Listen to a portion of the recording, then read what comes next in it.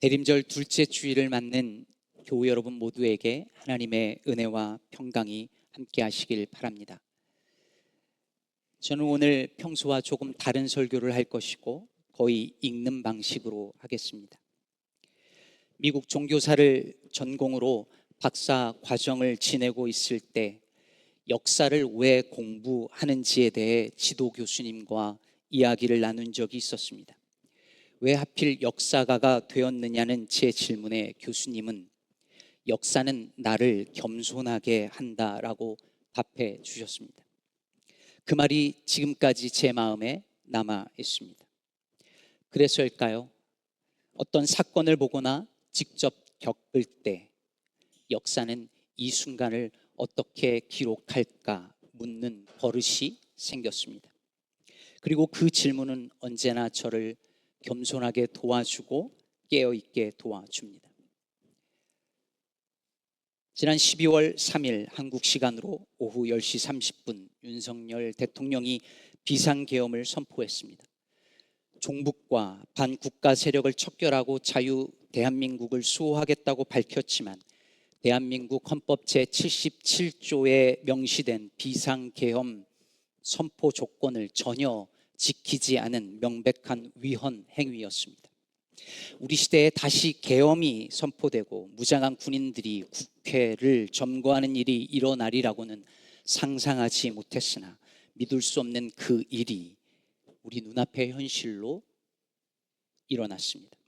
하나님이 도우셔서 실패로 돌아갔지만 성공했으면 참혹한 유혈 사태가 일어날 수도 있는 일이었습니다. 그리고 맞이한 오늘 주일 예배에 어떤 설교가 행해졌는지, 어떤 기도를 드렸는지 훗날 우리 시카고 기쁨의 교회의 역사를 살피고 정리하는 우리의 후손들은 분명히 알게 될 것입니다. 저는 오늘 설교를 준비하며 적어도 그들에게 우리 교회가 부끄럽게 기억되고 기록되지는 말아야 하겠다 생각했습니다. 조국 땅에서 불의한 권력이 민주주의를 무너뜨린 일을 자행했는데 우리의 부모님들과 선조들은 아무 일 없다는 듯이 평소와 똑같이 예배하고 똑같이 설교했다고 침묵하고 외면했다고 기억된다면 그것만큼 부끄러운 일이 없겠다 싶었습니다. 물론 목회자가 현실 정치에 대해 직접 설교 중에 언급하는 일은 매우 조심해야 하는 일이고 공교회가 정치에 직접 개입하는 것은 민감하고 때로는 위험한 일입니다. 잘 알고 있습니다. 제가 아는 목사님은 지난 화요일 이후 이번 사태 직후에 그저 한국에서 상처받고 아파하는 이들을 위해서 기도하자고 한마디 말을 했는데 새벽부터 교인들로부터 항의성 전화를 받고 지금까지 괴로워합니다. 보수적인 이민사회와 한국 한인교회의 현실이기도 합니다. 그러나 교회는 공공의 선을 위협하는 악하고 불의한 일을 폭로하고 저항할 분명한 책임이 있습니다. 그것은 목회자인 제게 주어진 책무이기도 합니다. 물론 이것은 특정 정당의 편에 서거나 목회자나 교회의 사적인 이익을 위해서가 아니라 반드시 공공의 선을 위한 그리고 공의를 실현하기 위한 목적이어야만 합니다. 우리가 속한 미국 장로교 귤에서는 하나님께서 세상에서 정의를 위해 일하도록 교회를 보내신다라고 명시하고 있으며 폭력과 억압의 시스템에 저항하여 증거하는 일을 교회의 중요한 책무로 선언하고 있습니다. 무엇보다 성경은 명백한 불법과 불의 앞에 중립을 말하지 않습니다. 성경은 우리에게 선지자들이 어떻게 악한 권력에 맞서며 하나님의 말씀을 선포했는지를 수없이 기록하고 있습니다. 마침 우리가 아모스서를 묵상하기 시작했습니다. 오늘 아모스서 1장 1절은 이렇게 시작합니다.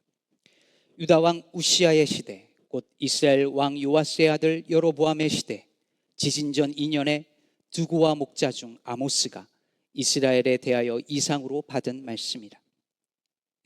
대부분의 선지서가 그런 것처럼 아모스서도 선지자가 어느 왕의 통치 시대에 하나님의 말씀을 받아서 예언 활동을 했는지 그 시대적 배경을 밝힙니다.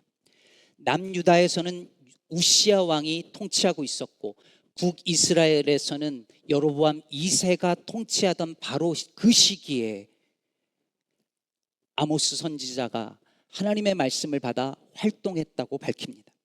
이걸 왜 알려주는 것일까요? 선지자들의 예언 활동이 구체적인 역사적 정황 속에서 일어났다는 사실을 밝히는 것입니다. 하나님의 말씀은 아무런 맥락 없이 허공을 향해 선포되지 않습니다. 구체적인 컨텍스트가 있고 시대 상황이 있습니다. 오늘 말씀은 마치 조 바이든이 대통령 임기 시절에 혹은 도널드 트럼프가 재선했을 때에 라고 말하는 것과 같습니다. 대한민국으로 말하자면 문재인 대통령 시절에, 윤석열 대통령 시절에 하나님의 말씀을 받아 선포했다라는 말과 같습니다. 그런데 이상하죠. 유다 왕 우시야, 이스라엘 왕 여로보암 하면 무관하게 느껴지다가 현 시대 대통령의 이름이 언급되는 순간 우리는 긴장합니다. 왜 그럴까요? 우리의 컨텍스트이기 때문입니다. 우리가 처한 현실의 이야기이기 때문입니다. 우리가 처한 현실 속의 통치자이기 때문입니다. 선지자들이 하나님의 말씀을 전하던 그 시절에도 그랬습니다. 당시에 최고 권력자가 서슬퍼렇게 살아있을 때, 대부분의 종교 지도자들이 권력자들의 편에 설 때에, 대부분의 민중들이 그들의 가르침에 현혹되어 살아가고 있었을 당시에, 그래서 공의와 정의를 외치는 자는 언제나 핍박받던 시절에 선지자는 하늘의 명을 전하는 일에 자신의 삶을 던졌습니다. 선지자가 말씀을 전할 때에 사람들은 긴장했을 것이고 권력자의 이름이 호명되는 순간에 마음이 오그라들었을 것이며 권력자들과 그 편에 서 있는 자들은 분노했을 것입니다. 선지자들은 언제나 기존 체제를 부정하고 반역하는 이들로 여겨졌습니다. 그들은 사회 질서를 위협하는 위험 인물로 분류되었고 따라서 늘 소외와 핍박을 경험했습니다. 그런데도 왜 그 선지자들은 외치고 또 외쳤을까요? 다른 것을 보았고 다른 것을 들었기 때문이었습니다. 헨리 데이빗 소로우가 말하는 것처럼 만일 어떤 이가 행진을 하며 다른 이들과 발을 맞추어 걷지 않는다면 그것은 그가 다른 북소리를 듣고 있는 것인지도 모릅니다. 선지자는 다른 북소리를 듣는 사람입니다. 실제로 오늘 본문 1절은 아모스가 이스라엘에 대하여 이상으로 받은 말씀이라고 기록합니다. 여기서 이상은 영어로 비전이고 히브리어로 하자라고 하는데 무언가를 본다는 뜻입니다. 그래서 선지자를 선견자라고도 부릅니다. 히브리어로 호제라고 합니다. 그들은 뭔가를 본 사람들입니다. 미리 보는 사람들입니다. 다른 세상을 보는 것입니다. 혹은 같은 것을 보아도 다른 세상의 관점, 즉 하늘나라의 관점으로 보는 사람들입니다. 그런데 흥미롭게도 오늘 본문은 이상으로 받은 말씀이라는 표현을 씁니다. 이상은 보는 것이고 말씀은 듣는 것인데 어떻게 이상으로 받은 말씀이라는 표현이 성립될 수 있었을까요? 아모스는 그가 본 모든 것을 하나님의 말씀으로 받았던 것입니다. 가장 풍요롭고 가장 부강했던 여로보암 2세 시대에 살면서 가난한 사람을 신발 한 켤레에 받고 팔아넘기며 힘없는 자의 머리를 땅에 짓이기는 악한 자들의 포갑을 보았고 안식일은 지키지만 안식일과 절기가 끝나기만을 기다렸다가 저울을 속여 돈 벌기에 급급했던 이들의 탐욕을 보았으며 예배는 열심으로 드리지만 불법과 불의에는 침묵하며 앞장서는 이들을 보았습니다. 그리고 그 속에서 하나님의 심판의 말씀을 들었던 것입니다. 사랑하는 여러분, 우리는 무엇을 보며 무엇을 듣고 살고 있을까요? 우리는 과연 보아야 할 것을 보며 들어야 할 것을 듣고 있을까요? 지난 토요일 대통령의 탄핵을 촉구하는 수십만 명의 인파가 여의도로 몰려들었습니다. 그리고 탄핵을 반대하는 이들의 맞불 집회가 광화문에서도 열렸습니다. 그런데 이상하지요. 여의도에는 젊은이들과 학생들이 넘쳐나는데 광화문에는 노인들이 넘쳐났습니다.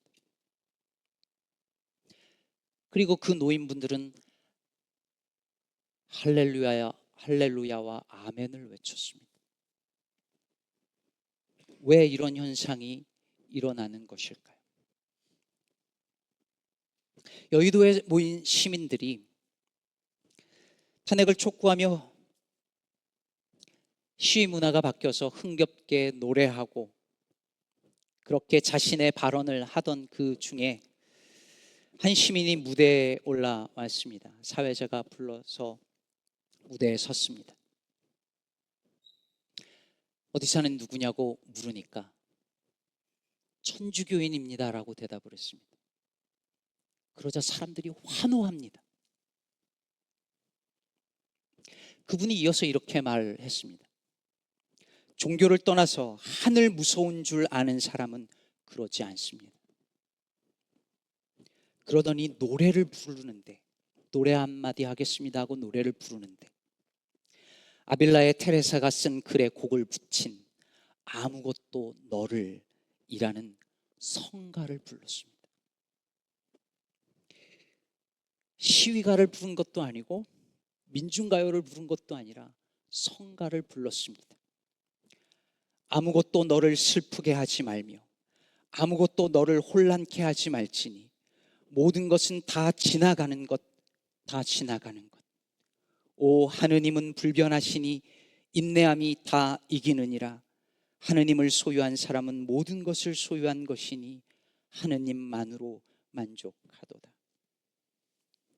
맑은 목소리로 너무 은혜롭게 성가를 부르자 사람들이 박수를 치고 환호를 했습니다. 그걸 보며 생각했습니다. 누군가 나와서 누구냐고 물을 때에 기독교인입니다, 개신교인입니다 라고 대답했다면 사람들의 반응은 어땠을까요? 그리고 이어서 찬송가나 복음성가를 불렀더라면 사람들은 과연 환호했을까요? 그러지 않을 것 같았습니다.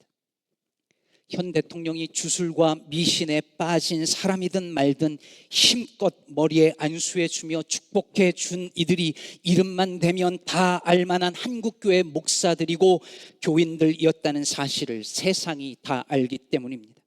바로 그들이 코로나로 인해 사람들이 죽어가던 그때도 사회적 약속을 보란듯이 여기며 공공의 적이 되었던 사람들이라는 것을 다 기억하기 때문입니다.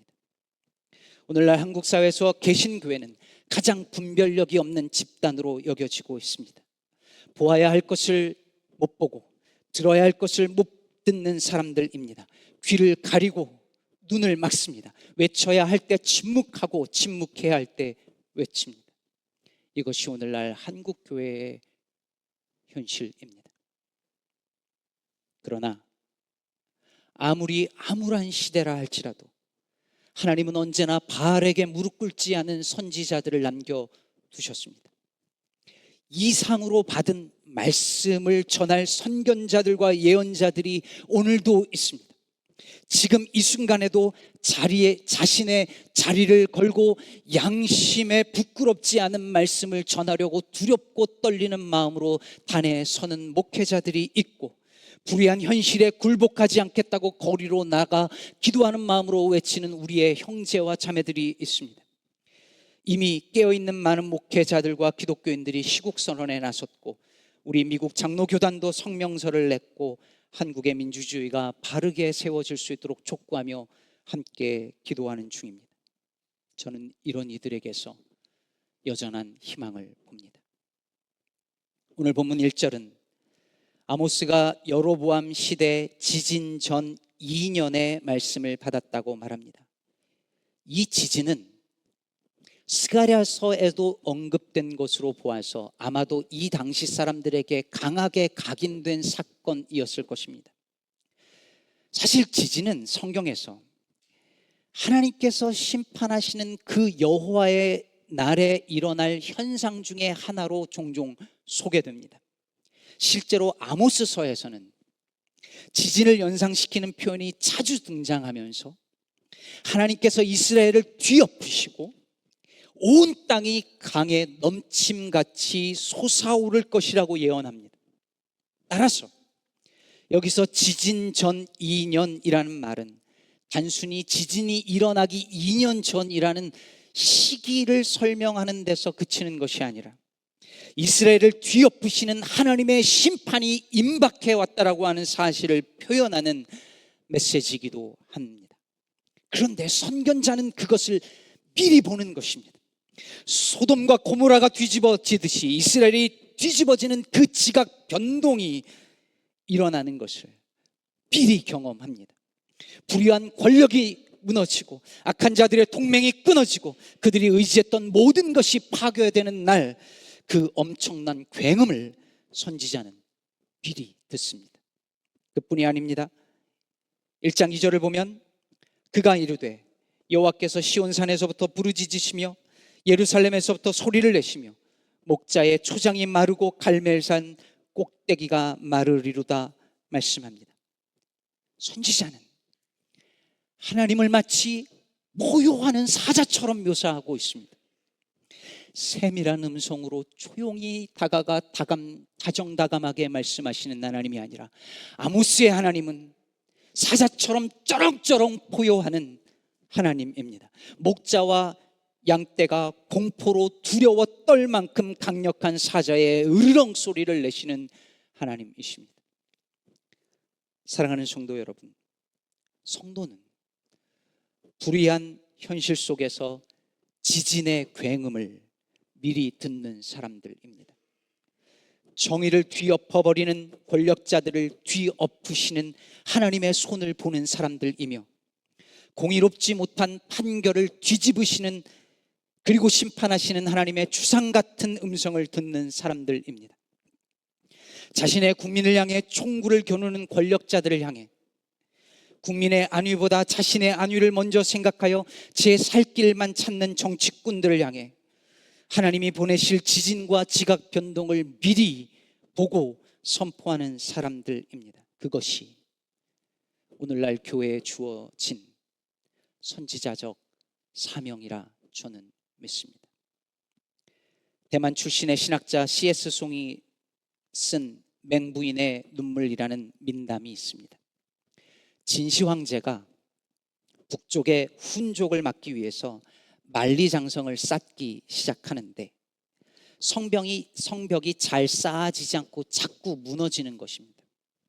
그런데 한 현자가 그때 진시 황제를 찾아와서 만리장성 축조를 완성하려면 1km마다 사람을 죽여 매장시켜야 한다고 말합니다. 그래서 정말 1km마다 사람을 죽여서 매장하면서 성을 쌓아가기 시작합니다. 죽음의 공포가 온 나라를 뒤덮었습니다. 그렇게 해서 수많은 사람들의 생명과 피를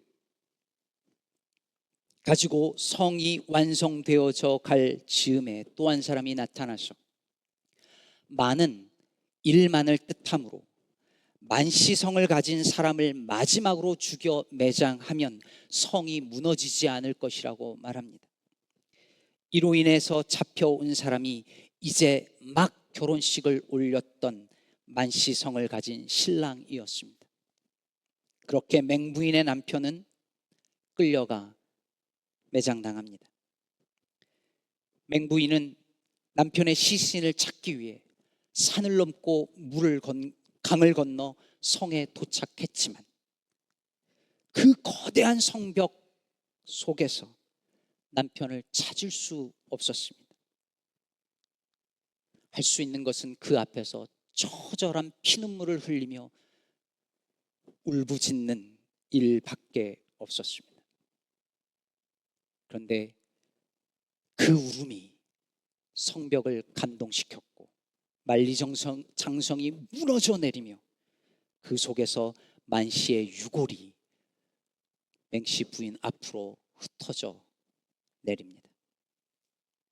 이 민담은 나라를 강하게 한다는 목적으로 무고한 백성들의 피를 흘리게 하는 불의한 권력자를 고발합니다. 동시에 그렇게 쌓은 성은 결국 백성의 눈물과 부르짖음에 쓰러지고 만다는 것 또한 보여줍니다. 아무리 견고한 성을 쌓고 그 속에서 자신들만의 권력을 누리려고 해도 힘없이 고통당하는 이들의 울음과 통곡 소리를 하나님은 결코 외면하지 않으시고 그들의 성을 무너뜨릴 것입니다. 그분이 바로 이집트 땅에서 노예로 고통하는 이들의 신음을 들으시고 히브리 민족을 구원해 내신 하나님이시니까요. 이제 그 하나님께서 우리에게 명하십니다. 불법과 불의로 가득한 사회에 하나님의 지진 소리가 들려오게 하라. 누군가의 피로 세워진 저들의 성을 무너뜨리는 굉음이 들려오게 하라. 하늘 무서운 줄 모르고 악을 행하는 저들에게 하나님의 쩌렁쩌렁 울리는 포효와 심판의 음성이 들려지게 하라. 오직 정의를 물같이 공의를 마르지 않는 강같이 흐르게 하라. 내가 보고 싶은 것은 일상의 실천이 없는 너희들의 종교적 의식이 아니라 삶의 예배이며, 내가 듣고 싶은 것은 너희의 노래와 비파 소리가 아니라 정의와 공의가 거센 강물이 되어 모든 악한 것들을 씻겨 흘러가는 그 소리이니. 사랑하는 성도 여러분, 제가 먼저 불의의 동조자임을 고백합니다.